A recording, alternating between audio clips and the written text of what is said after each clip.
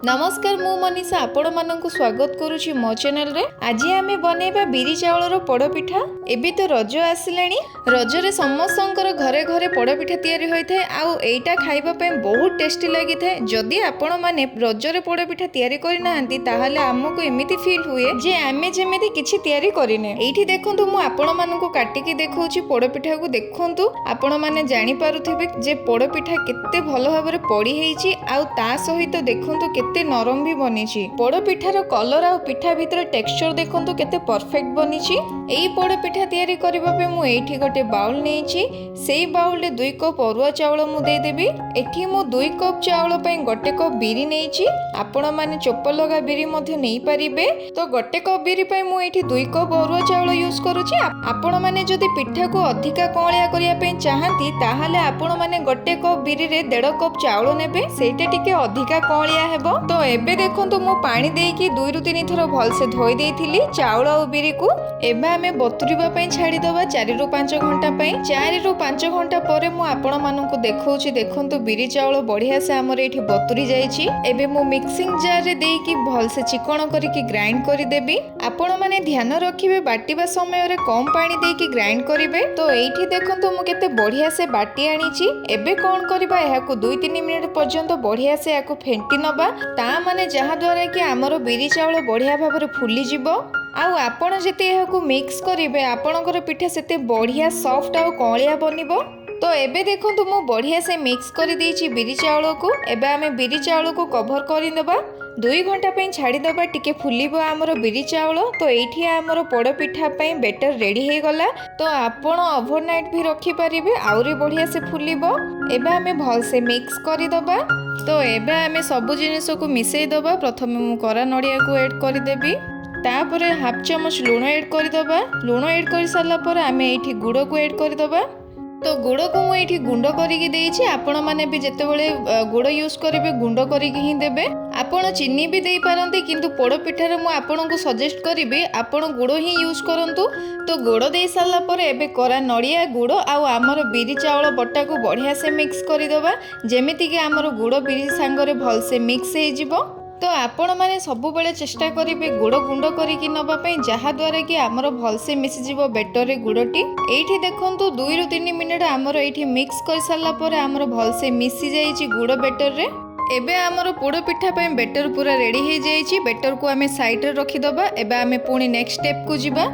तो एठी देखंतु मु गोटे छोट कढ़ई नेछि। सेही कढ़ई रे गुआ घिओ देइके किछि नडिया और ड्राई फ्रूट्स को हल्का फ्राई करि दबा। कटा होइथिबा नडिया और ड्राई फ्रूट्स को फ्राई हल्ला परे मु गोटे प्लेट रे बाहर करि देबी। एठी देखंतु सेम सेही कढ़ई रे हमर पोड़ पिठा पे गोटे स्पेशल छुंको तयारी करिबा। सेथिरे छेचा होइथिबा अदा देइ दबा। अदा टिके कलर ब्राउन हल्ला परे गोलमरिच और तेजपत्र देइके भल से फ्राई करि दबा। तापरे 2टा अळेचु को छेचिके ऐड करि दबा। फ्राई करिबा द्वारा पोड़ पिठाटी खाइला समय रे पाटी रे आउ बाजिबोनी। आउ अदा गोलमरिच तेजपत्र देबा द्वारा बास्ना भल आसीबो आउ ता सहित टेस्ट भी बहुत बढ़िया लागिबो। एठी देखंतु मु एबे ऐड कर देबी स्पेशल छुंको को बेटर रे। भाजी की रखिथिबा किछि ड्राई फ्रूट्स को मध्ये एठी ऐड कर दबा। छुंको देई साला परे बेटर को भल से मिक्स करि दबा। आपण माने गोटे कथा ध्यान रखिबे एई बेटर जेमिति पानिया हेबोनी। बाटिला बेले कम पानी देकी बाटिबे। तो एई पटे देखंतु मु पोड़ पिठा पड़िबा पे मु गोटे केक्टिन नेछि। जदि आपण मानको पाखरे केक्टिन नाइ तो प्रेशर कुकर रे एई पिठा को आपण माने पड़ी परिबे। एबे मु केक्टिन रे गुआ घिओ देकी चारियाडे भल से आंगुठी रे स्प्रेड करि देबी। मु एठी नॉर्मल पेपर नेछि। आपण माने चाहिले बटर पेपर किंबा कदली पत्र मध्ये नै परिबे। पेपर देई साला परे सेई पेपर ऊपर पुणी थरे गुआ घिओ देकी भल से स्प्रेड करि देबी। एही भली जदि आपण माने पिठा को पड़िबे ताहाले आपणकर पिठा बढ़िया से पड़ी हेबो आ सॉफ्ट भी रहिबो पोड़ पिठा। आ केक्टिन रु भल से छाड़ी मध्ये जिवो। आ जेतिकी दरकार सेतिकी ही पिठाटी बेक होबो। आपण जदि अधिक डार्क करके पड़िबा को चाहउछंती पोड़ पिठा को ताहाले आपण माने एमिति खाली केक्टिन रे घिओ लगेगी बिना कदली बिना बटर पेपर रे करि परिबे। एबे हमें प्रिपेयर करके रखिथिबा बिरी चावल बेटर को केक्टिन रे दे दबा। तो पूरा हमें देबानी। तो हमें जदि लेयरिंग करिबा तो आधा फिल करिबा बेटर को। तापरे मु नडिया छेना को फ्राई करके रखिथिली पूरो को ऊपर दे दबा। तो टिके मोटा करके लेयरिंग करिवे ଯାହାଦ୍ୱାରା କି ଆମର ଜଣା ପଡ଼ିବ ଯେ ଆମେ ମଝିରେ ପୁର ଦେଇକି କରିଛେ ବୋଲି। ତ ଖାଇଲା ବେଳେ ପାଟିରେ ଲାଗିବ ଆଉ ପୋଡ଼ ପିଠାର ଟେଷ୍ଟକୁ 2 ଗୁଣ କରିଦେବ। ତ ଏବେ ମୁଁ ବାକି ବେଟରକୁ ଦେଇଦେବି ଉପରେ। ତ ବଢ଼ିଆ ସେ ଉପରଟାକୁ ଫିଲ୍ କରିଦେବା ଯେମିତି ଜଣା ପଡ଼ିବନି। ତ ଦେଇ ସାରିଲା ପରେ ଏବେ ଉପରଟାକୁ ଟିକେ ଡେକୋରେଟ୍ କରିଦେବା। ପ୍ରଥମେ ମୁଁ ଚେରି ଦେଇକି ଡେକୋରେଟ୍ କରିଦେବି, ତାପରେ ନଡ଼ିଆ ପାତିକୁ ଆଉ ପୂର୍ବରୁ ଭାଜି ରଖିଥିବା କାଜୁକୁ ମଧ୍ୟ ଦେଇ ବଢ଼ିଆ ସେ ଡେକୋରେଟ୍ କରିଦେବା। ତ ଆପଣମାନଙ୍କୁ ଯଦି ଏଇ ରେସିପିଟା ପସନ୍ଦ ଆସିଲା ତାହେଲେ ପ୍ଲିଜ୍ ଲାଇକ୍ କରିବେ ଆଉ ସେୟାର କରିବେ। ଆଉ ଯଦି ମୋ ଚ୍ୟାନେଲରେ ନୂଆ ଅଛନ୍ତି ସବସ୍କ୍ରାଇବ୍ କରିନାହାନ୍ତି ତାହେଲେ ପ୍ଲିଜ୍ ମୋ ଚ୍ୟାନେଲକୁ ସବସ୍କ୍ରାଇବ୍ କରିନିଅନ୍ତୁ। ଆଉ ପାଖରେ ଥିବା ଛୋଟ ବେଲ୍ ଆଇକନ୍କୁ ମଧ୍ୟ କ୍ଲିକ୍ କରିବେ, ଯାହାଦ୍ୱାରା ମୁଁ ଯାହା ବି ଭିଡ଼ିଓ ଅପଲୋଡ଼ କରିବି ନୋଟିଫିକେସନ୍ ଦ୍ୱାରା ଆପଣମାନେ ପାଇପାରିବେ। ଏଇଠି ଦେଖନ୍ତୁ ମୁଁ ବଢ଼ିଆ ସେ ଡେକୋରେଟ୍ କରିଦେଲି। ଆଉ ଏଇଠି କିଛି ରଖିଛି ଟୁଟି ଫୁଟି, ଯାହାକୁ ଉପରେ ଆମେ ଟିକେ ଡେକୋରେଟ୍ କରିଦେବା, ଯାହାଦ୍ୱାରା ଆମ ପିଠାଟି ଦେଖିବାକୁ ବହୁତ ସୁନ୍ଦର ଦେଖାଯିବ। ତ ଏବେ ଚାଲନ୍ତୁ ପିଠାଟିକୁ ବେକ୍ କରିବା। ଆମର ପୋଡ଼ ପିଠାକୁ ବହୁତ ଉପାୟରେ ଆମେ ପୋଡ଼ିଥାଉ, କିନ୍ତୁ ଯୋଉଟା ଇଜି ହେବ ସେଇଟା ଆପଣମାନଙ୍କ ସହିତ ସେୟାର କରୁଛି। ତ ଗୋଟେ କଢ଼େଇରେ ଲୁଣ 1 କପ୍ ଦେଇଦେବା। ତାପରେ ଲୁଣକୁ ହାତରେ ଭଲସେ ସ୍ପ୍ରେଡ୍ କଲା ପରେ ସେଥିରେ ଗୋଟେ ଷ୍ଟାଣ୍ଡକୁ ଦେଇକି ପ୍ରିହିଟ୍ କରିବା ପାଇଁ ଛାଡ଼ି ଦେଇଥିଲି।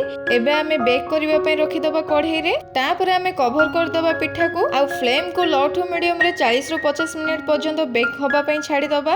ଏଇଠି ଆମର 40ରୁ 50 ମିନିଟ୍ ହେଇଗଲାଣି। ତ ମୁଁ ଏଇଠି କଭର ବାହାର କରିକି ଦେଖଉଛି, ଦେଖନ୍ତୁ କେତେ ବଢ଼ିଆ ଦେଖାଯାଉଛି ଆମର ପୋଡ଼ ପିଠା। ତ ଆମର ଭିତରୁ ସିଝିଛି କି ନାଇଁ ଆମେ ଚେକ୍ କରିବା। ସେଥିପାଇଁ ମୁଁ ଗୋଟେ ଟୁଥପିକ୍ ଇନସର୍ଟ କରିକି ଦେଖଉଛି, ଦେଖନ୍ତୁ ବିଲକୁଲ ବି କିଛି ବେଟର ଲାଗୁନି। ତ ଏଇଟା ଆମର ବଢ଼ିଆ ସେ ବେକ୍ ହେଇଯାଇଛି। ତ ଆମେ ଏଇଠି କ'ଣ କରିବା, ଗ୍ୟାସକୁ ଅଫ୍ କରିଦେବା ଆଉ ପିଠାକୁ ଥଣ୍ଡା ହେବା ପାଇଁ ଛାଡ଼ିଦେବା। ତ ଥଣ୍ଡା ହେଲା ପରେ ଦେଖନ୍ତୁ ପ୍ଲେଟଟି ଉପରେ ରଖିକି ପିଠାକୁ ଉଲ୍ଟେଇ ନେବା। ତ ଦେଖନ୍ତୁ ଏବେ ବଢ଼ିଆ ସେ ଆମର ପିଠା ବାହାରି ଆସିଛି କେକ୍ ଟିନ୍ରୁ। ଏଠି ଦେଖନ୍ତୁ କିଛି ବି ଲାଗିନି କେକ୍ ଟିନ୍ରେ, ଯେହେତୁ ଆମେ ପେପର ଦେଇଥିଲେ। ତ ମୁଁ ଆପଣଙ୍କୁ ପିଠା ଦେଖଉଛି, ଦେଖନ୍ତୁ କେତେ ବଢ଼ିଆ ବେକ୍ ହେଇଛି। ମୁଁ ଆପଣମାନଙ୍କୁ କାଟିକି ଦେଖଉଛି ପିଠାକୁ, ଦେଖନ୍ତୁ କେତେ ବଢ଼ିଆ ସଫ୍ଟ ହେଇଛି ପିଠା, ବଢ଼ିଆ ସେ ଏଇଠି କାଟି ହେଇଯାଉଛି। ତ ମୁଁ ଏଇଠି ପିଠାକୁ ବେକ୍ କରିବା ପାଇଁ ପାଖାପାଖି 45ରୁ 50 ମିନିଟ୍ ଲାଗିଛି। ଆପଣଙ୍କୁ କମ୍ ଅଧିକା ଲାଗିପାରେ। ଦେଖନ୍ତୁ ଗୋଟେ ପିଠାର ପିସ୍ ନେଇକି ଆପଣମାନଙ୍କୁ ଦେଖଉଛି, ପିଠାର ଲେୟରିଂ ମଧ୍ୟ ବହୁତ ବଢ଼ିଆ ପରଫେକ୍ଟ ହେଇଛି ଆଉ ସଫ୍ଟ ମଧ୍ୟ ହେଇଛି। ଯଦି ଏଇ ପିଠାଟି ଆପଣମାନଙ୍କୁ ଭଲ ଲାଗିଲା ତ କମେଣ୍ଟ କରିକି ମୋତେ ଜଣାନ୍ତୁ। ଧନ୍ୟବାଦ।